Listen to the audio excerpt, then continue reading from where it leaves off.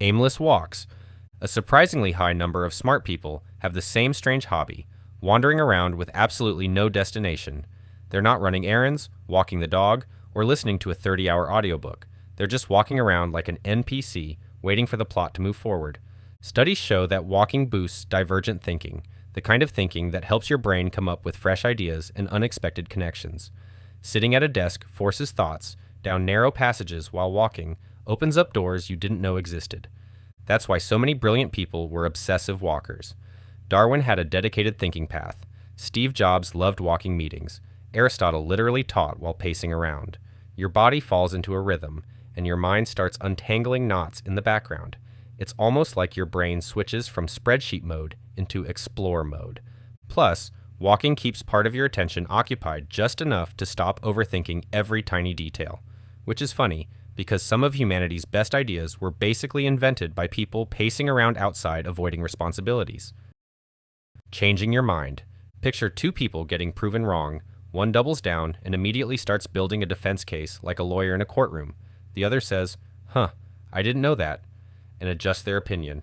Which one sounds smarter? Most people assume intelligence means always being right, but a much better test is what happens after you're wrong. Psychologists call this intellectual humility, the ability to recognize that your knowledge has limits. Some might think this is a reflection of lacking confidence, but it actually means caring more about getting to the truth than protecting your ego. And that's harder than it sounds. Changing your mind requires you to absorb new information, rethink old conclusions, and survive the tiny emotional earthquake of realizing you weren't correct before. The smartest people aren't attached to every opinion they have. They treat beliefs more like software updates. When better data arrives, they install the patch and move on. And in a world where some people double and triple down on bad takes and false beliefs, that's a surprisingly rare skill. Rabbit hole expert. We all have that odd friend who somehow knows everything about something so niche and so obscure that they sound like a crazy person. Maybe it's about pirates, computer keyboards, or lizard people. Turns out your weird friend might be a secret genius, and if you can't think of anyone, you might be the one your friends are thinking about right now. One of the strongest signs of intelligence is being unable to resist a fascinating question.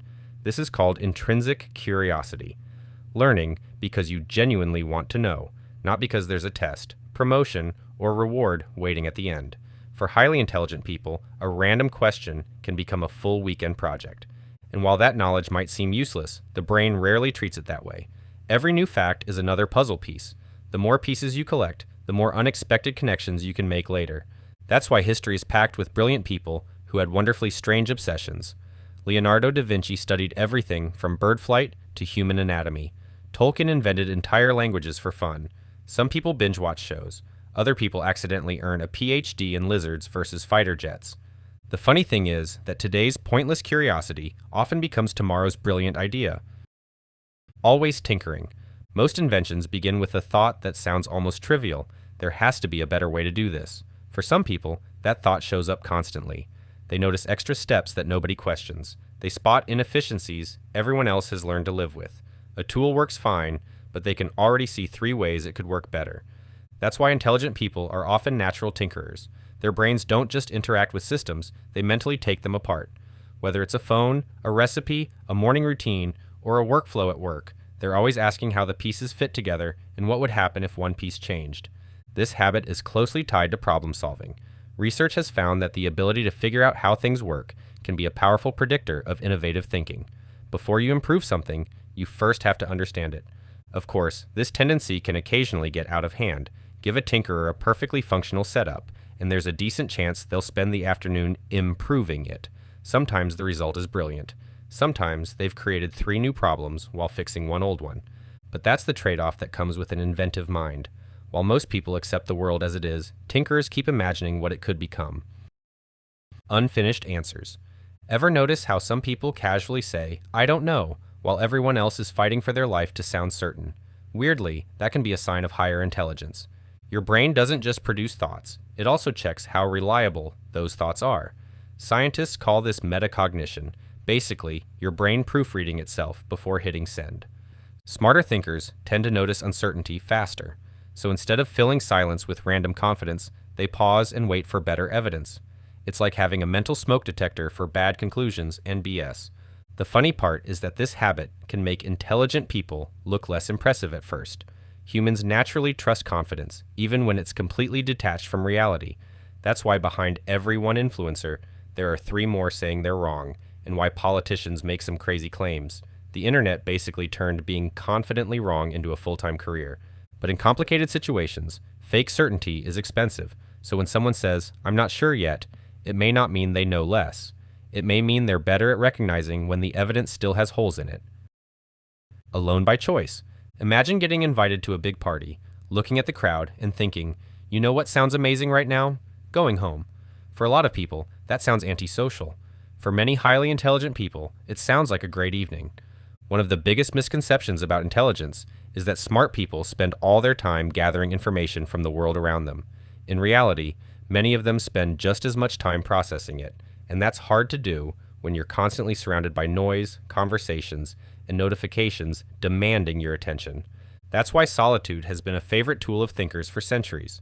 Isaac Newton did some of his most important work while isolated from society during a plague outbreak. Emily Dickinson famously retreated from public life to focus on her writing. They weren't escaping people so much as creating space for ideas. The funny thing is that intelligent people are often less bored when they're alone. Give them a quiet room, and their brain immediately finds something to do. Why are there 7 colors in a rainbow? How can I build a backyard course to train squirrels? What if time isn't linear? To them, solitude is crowded with thoughts, and sometimes the most productive conversation in the room is the one happening entirely inside their own head. Unreadable handwriting. Some notebooks look less like notes and more like evidence recovered from an archaeological dig. Half-finished words, random arrows, and tiny sketches in the margins. But somehow, the owner can read every bit of it perfectly. Oddly enough, that can be a sign of a fast-moving mind. When ideas are arriving quickly, the brain's priority isn't perfect cursive and punctuation. It's capturing information before it disappears. Writing becomes more like catching butterflies with a net that's slightly too small. That's why many highly intelligent people develop strange personal systems. They use symbols to replace sentences, diagrams instead of paragraphs. Entire ideas get compressed into a few marks that would make absolutely no sense to anyone else. Some notebooks aren't meant to be read by other people either. They're more like external hard drives for the brain. These notes could be messy on the outside, yet surprisingly organized on the inside. But not all messy handwriting means there's a new discovery on the horizon. Some people write like chicken scratch because neat writing was never beat into them like the old days. Talking with your hands. Watch what happens when your smart friend tries to explain a really complicated idea. Their hands seem to get busy. It might look like they're conducting an orchestra, drawing in the air, or even trying to sign language as they speak. As strange as it looks, those gestures aren't always for the audience. It's not like you really understood why they're flapping their hands anyways, but the gestures are often there to help the speaker think. Researchers have found that meaningful hand movements can reduce the burden on working memory, the mental scratch pad your brain uses to hold information temporarily. Instead of keeping every detail locked inside their head, people can offload part of the idea into physical movement. It's a bit like using a whiteboard that disappears after every sentence.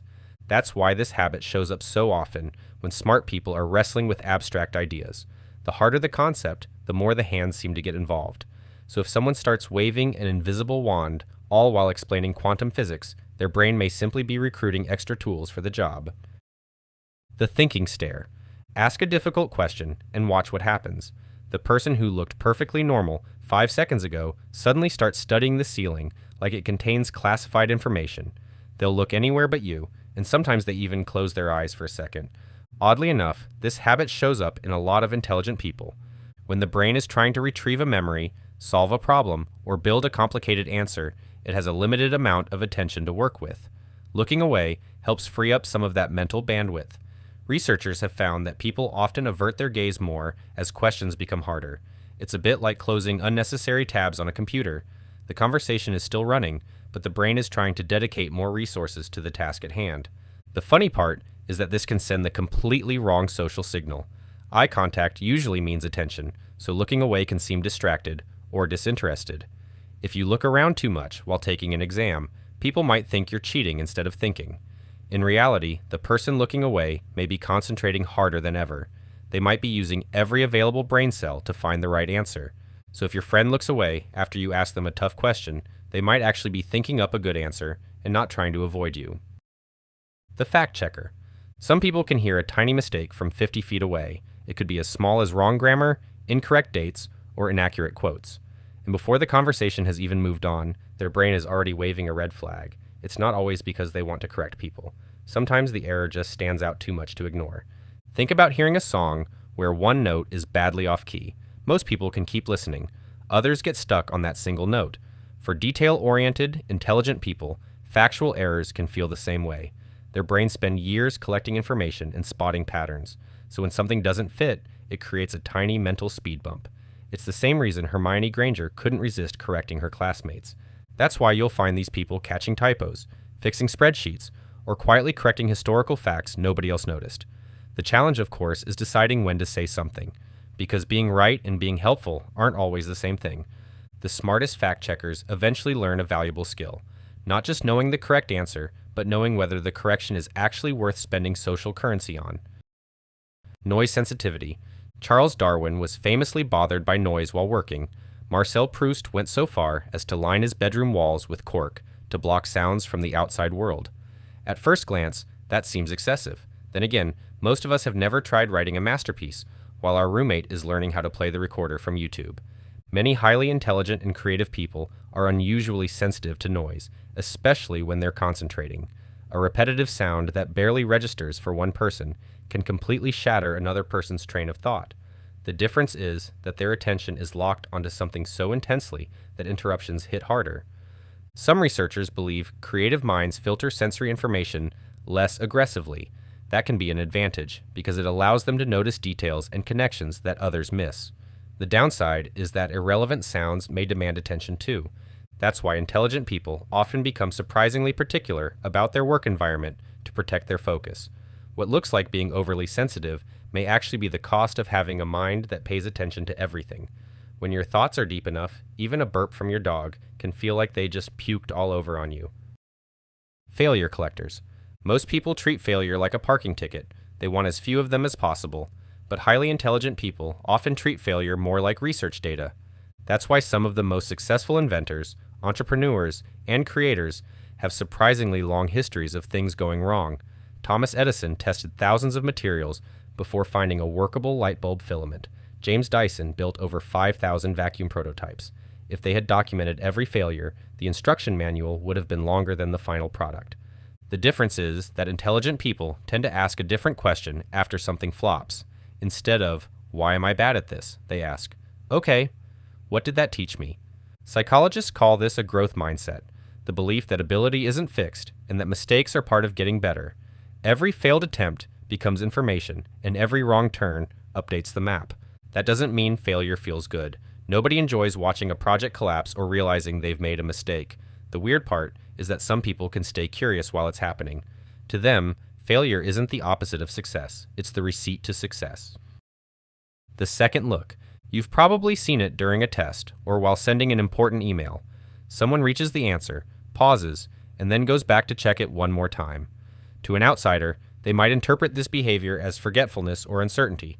The truth is, highly intelligent people don't just pull answers out of thin air. They evaluate them. Psychologists call this metacognition, the ability to think about your own thinking. It's the mental equivalent of having an editor who reviews the first draft before it goes to print. But your brain is the editor and the writer at the same time.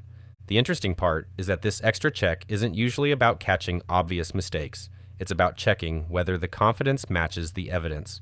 Smart people are essentially asking themselves, do I actually know this or does it just feel right? That tiny quality control loop can make someone seem slower or less decisive in the moment. Meanwhile, the person who answered instantly may already be confidently wrong. A second look doesn't guarantee a better answer, but over time, it helps intelligent people avoid one of the brain's favorite hobbies, being absolutely certain about things that aren't true. If you like this video and want to learn more about your weird habits, check out these other videos.